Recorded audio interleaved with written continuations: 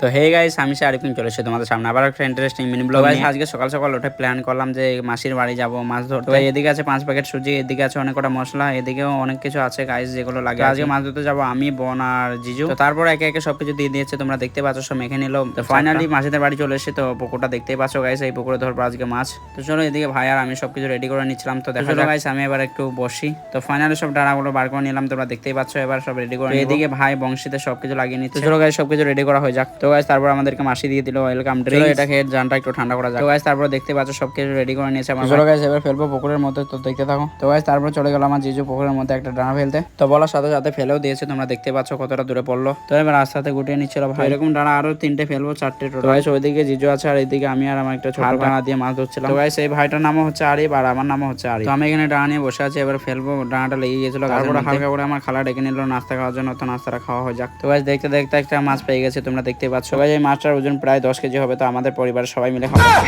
তো গাইস তারপর আমার জিজু এই মাছটা পেয়েছিল 5 কেজি 600 গ্রাম ওজন।